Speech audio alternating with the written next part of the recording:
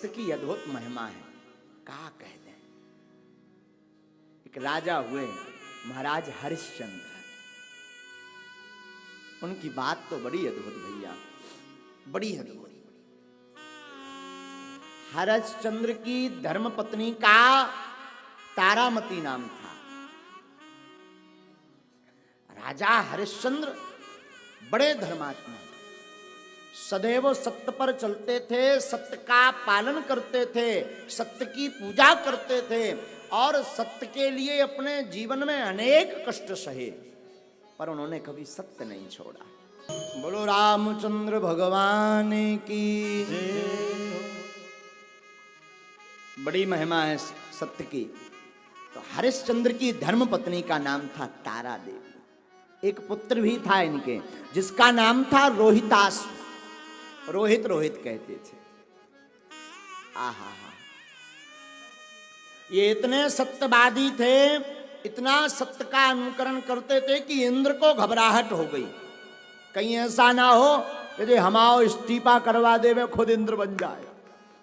सबसे ज्यादा खतरा अगर किसी को है भैया तो इंद्र कहाँ है। इंद्र सोचने लगा कहूँ ऐसा ना हो कोई ज्यादा पूजा पाठ करे तो हमें साइड कर दे, हमारी सीट छोड़ा ले। तो इंद्र इतना उपद्रवी कि एक ना एक उपद्रव करता ही रहा। इंद्र ने ये बात वशिष्ठ जी को बताई। उनको बताई तो वशिष्ठ जी ने साधु ब्राह्मण का भेष धारण करके हरिश्चंद्र से संपूर्ण राजपाट दान में मांग लिया। आहा, दान में मांगा तो धन्य है राजा हरिश्चंद्र, वचन दे चुके थे तो वचन से मुकरे नहीं। अपनी पत्नी और अपने पुत्र को लेकर के राजा हरिश्चंद्र घर से निकल गए और संपूर्ण राज्य का मालिक महात्मा को बना दिया। तो महात्मा ने कहा कि भाई राजन, शास्त्र कहते हैं कि यज्ञ करो तो यज्ञ की दक्षिणा भी दो। आपने दान में राजपाट तो दे दिया पर कुछ नगद नारायण नहीं दिया, कुछ नगद नारायण दो। तो राजा हरिश्चंद्र कहते श्रीमान दयालु, अब हमारे पास है तो कुछ नहीं, पर जैसी आपकी आज्ञा। बोले 1000 मोहरें और चाहिए। अब राजा विचार करने लगे, भला 1000 मोहरें आए कहां से। सोई धर्मपत्नी के साथ मन में मंथन किया आपस में बैठकर और निर्णय लिया राजा हरिश्चंद्र ने कि हम अपने पुत्र को, अपने पत्नी को और स्वयं को किसी के यहां बेच देते हैं, उससे जो धन अर्जित होगा उससे महात्मा की दक्षिणा चुका देंगे। धर्मपत्नी तारा देवी रोहित को एक जगह विक्रय कर दिया, सो 500 मोहरों में बिके। एक डोम के घर काशी में स्वयं राजा हरिश्चंद्र बिक गए, 500 मोहरें वहां से ली और महात्मा को 1000 मोहरें देकर के प्रणाम कर लिया। यहां महात्मा वशिष्ठ ने और इंद्र ने विचार किया, बढ़िया रहा, इनके पास कुछ बचा भी नहीं। अगर राजपाट बचता तो ये राजपाट दान दे दे करके इंद्र को लगा कि हमारी कुर्सी हटा देते। फिर महाराज इनसे 1000 मोहरें क्यों ली, इनके शरीर को क्यों बिकवाया। तो महात्मा ने और इंद्र ने विचार किया कि अगर ये स्वयं जीवित रहे तो इतने बुद्धिमान हैं, इतने सत्यवादी हैं कि अपनी वाणी के बल पर भी हमारे सिंहासन को हटा सकते हैं। इसलिए इनके शरीर को, इनके पुत्र के शरीर को भी बिकवा दिया जाए ताकि दूसरे के अधीन हो जाए। राजा हरिश्चंद्र डोम के घर मेहनत करने लगे, सेवा करने लगे, काम करने लगे। पत्नी और पुत्र से बहुत दूर। पत्नी को समझाते राजा हरिश्चंद्र, देवी धर्म बड़ा कठिन है और देवी याद रखना, प्राण निकल जाएं पर हमारी सत्य की चर्चा न जाने पाए। वरना हम भगवान को सत्य श्री हरि नारायण सत्यनारायण को मुंह दिखाने के लायक नहीं बचेंगे। इसलिए तुम एक काम करना, अपने मन में मलाल मत लाना, पुत्र को ये आभास भी ना होने पाए। एक काम करना, तो हमारा साथ देना। धर्म पत्नी रोती विचारी राजा हरिश्चंद्र के पास से चली गई। एक ब्राह्मण के घर पर दोनों बिखरे हुए रोहित और उसकी पत्नी वहां रहने लगी। धन्य है धर्म पत्नी, कभी पति की तरफ देखा नहीं मुड़ के। फिर पुत्र रोज पूछता, रोहित पूछता, मां हमारे पिताजी कहाँ रहते?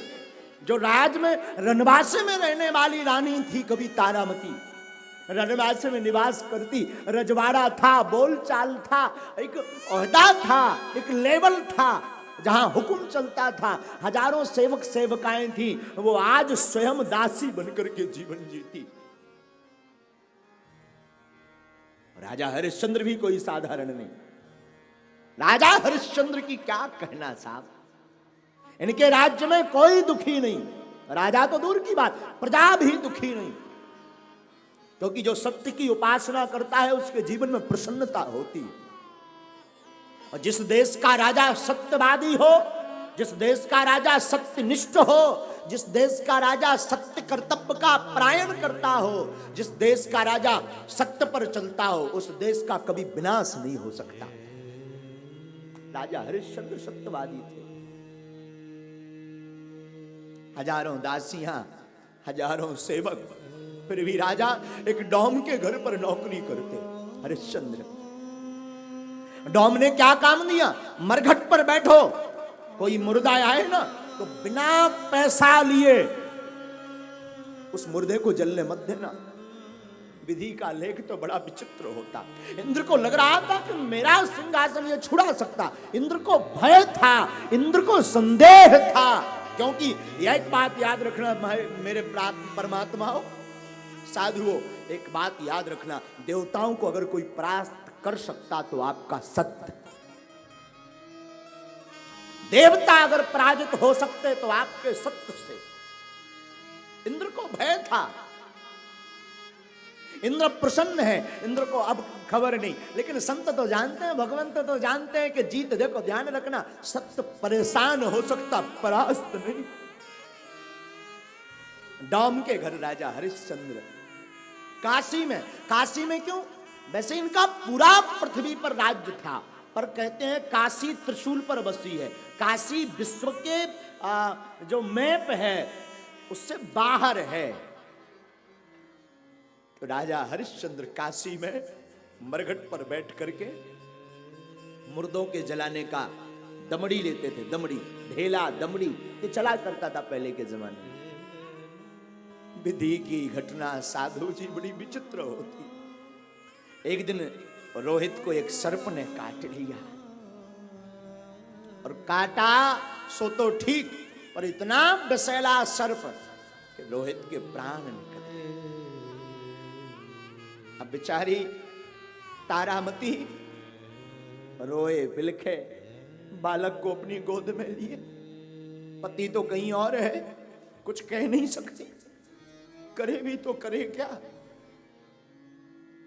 बार बार याद करे, क्या करूं? तब तक किसी ने सलाह दी, इस माटी को लेकर के कहां भाग रही है, कहां घूम रही, जा इसका अंत्येष्टि क्रिया कर, इसको जला, अब ये मिट्टी है, तुम्हारा पुत्र तो गया।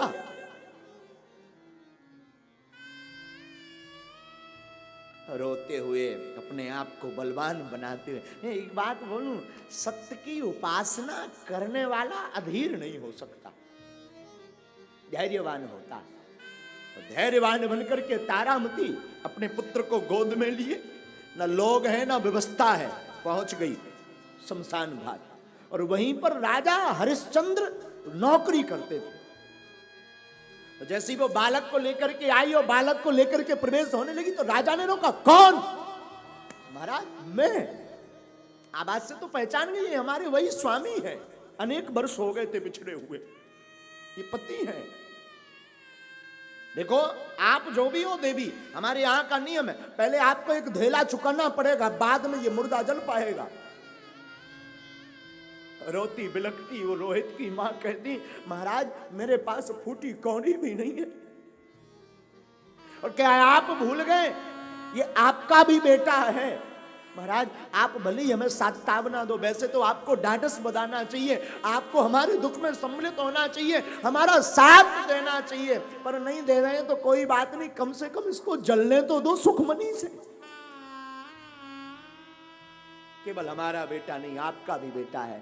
तो राजा हरिश्चंद्र कहते, देवी मुझे पता है पर मैं करूं क्या, मैं तो सत्य का उपासक हूं, मैं बिक गया हूं और वाणी कभी वापस नहीं आती।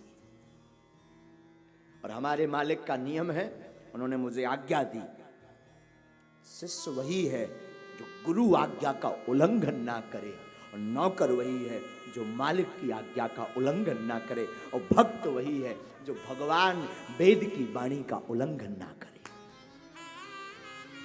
वरना सब व्यर्थ है। राजा हरिश्चंद्र कहते, देवी मैं जानता हूं ये मेरा बेटा है, मेरा खून है, पर मैं तब तक नहीं कर सकता, इसको जला नहीं सकता जब तक तू एक धेला नहीं चुकाएगी। रानी कहती, महाराज मैं दूं तो दूं कहां से?